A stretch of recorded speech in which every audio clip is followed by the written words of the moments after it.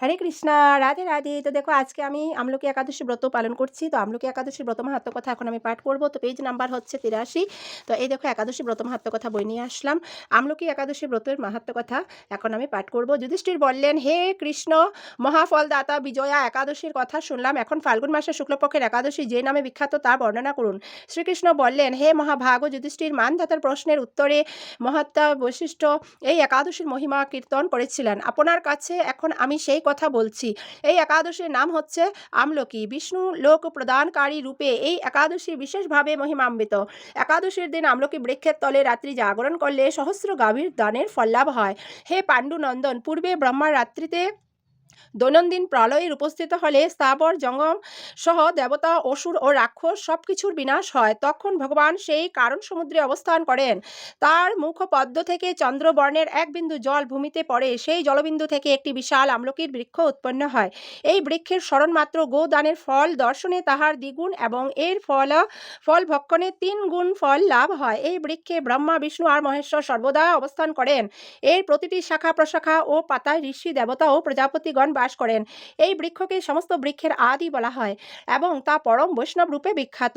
অতএব এই শ্রেষ্ঠ ব্রত সকলেরই পালনীয়।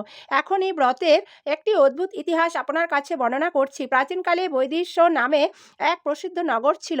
এই নগরে চৈত্ররথ নামে এক রাজা রাজত্ব করতেন। চন্দ্রবংশীয় পাশাবিন্দুর রাজার পুত্র রূপে তিনি জন্মগ্রহণ করেন। তিনি অত্যন্ত শক্তিমান ও ঐশ্বর্যশালী ছিলেন। শাস্ত্র জ্ঞানেও তিনি ছিলেন সুনিপুণ। তার রাজ্যের সর্বত্রই মনোরম আনন্দপূর্ণ এক দিব্য পরিবেশ লক্ষ্য করা যেত। প্রজারা ছিলেন বিষ্ণু ভক্তি পরায়ণ। সকলেই একাদশী ব্রত পালন করতেন। তার রাজ্যে কোনো অভাব অমঙ্গল ছিল না। এইভাবে প্রজাদের নিয়ে রাজা চৈত্ররথ সুখে দিন যাপন করতে থাকেন। একসময় ফাল্গুনী শুক্লপক্ষের দ্বাদশী যুক্তা আমলকি একাদশী তিথি সমাগত হওয়ায় রাজ্যের সকলেই এই ব্রত পালনের সংকল্প করলেন। ওই দিন প্রাতঃস্নানের পর প্রজাদের নিয়ে রাজা ভগবান শ্রীবিষ্ণুর মন্দিরে যান।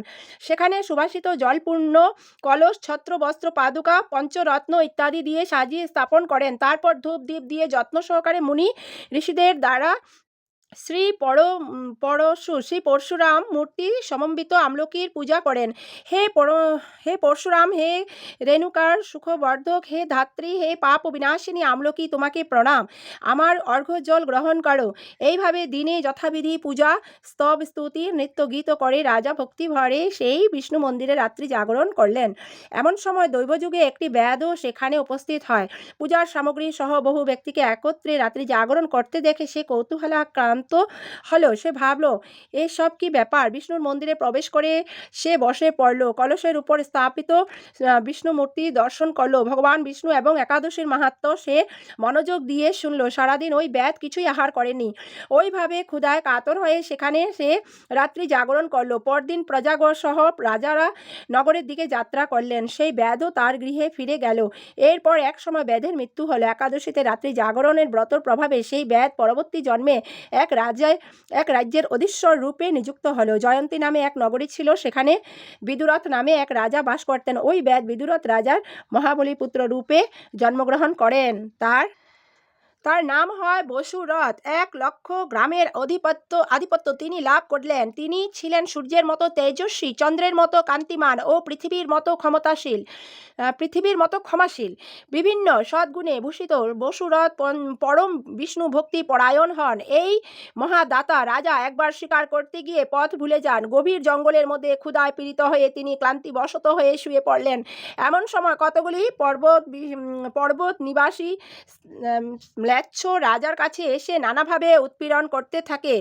রাজাকে তাদের শত্রু মনে করে তারা তাকে হত্যা করতে চেষ্টা করে। পূর্বে এই রাজা আমাদের মাতা, পুত্র, পৌত্র সবাইকে মেরে ফেলেছে, আমাদের গৃহ ছাড়া করেছে। এই রকম বলতে বলতে ম্লেচ্ছরা রাজাকে হত্যা করতে উদ্যত হয়। তারা বিভিন্ন অস্ত্রশস্ত্রে তাকে আঘাত করতে থাকে, কিন্তু আশ্চর্যের বিষয় তাদের সকল প্রচেষ্টা ব্যর্থ হয়। রাজার কোনো ক্ষতি তারা সাধন করতে পারেনি। তখন রাজার শরীর থেকে নানা অলঙ্কার বিভূষিতা এক পরমা সুন্দরী স্ত্রী মূর্তি আবির্ভূতা হন। মহাশক্তি ধারিণী ওই নারী অল্প সময়ের মধ্যেই সকল পাপী ম্লেচ্ছকে নিধন করল। রাজার নিদ্রাভঙ্গ হল। এই ভয়ানক হত্যাকাণ্ড দেখে রাজা অত্যন্ত বিস্মিত হলেন। তিনি বলতে লাগলেন, আহা, আমার শত্রুদের হত্যা করে কে আমার প্রাণ রক্ষা করলো? এমন কৃপালু কে আছে? আমি তার প্রতি আমার কৃতজ্ঞতা প্রকাশ করছি। এমন সময়ে দৈববাণী হল, ভগবান কেশব ব্যতীত শরণাগতকে রক্ষা করবার আর কে আছে? তিনি শরণাগত পালক। দৈববাণী শুনে তিনি ভক্তিযুক্ত চিত্তে গৃহে ফিরে এলেন। তারপর প্রজাসহ মহাসুখে ইন্দ্রের মতো নিষ্কণ্টক রাজ্য ভোগ করতে লাগলেন। বৈশিষ্ট্য বললেন, হে রাজন, যে মানুষ এই পরম উত্তম আমলকি একাদশী ব্রত পালন করেন তিনি নিঃসন্দেহে বিষ্ণুলোকে প্রাপ্ত হন।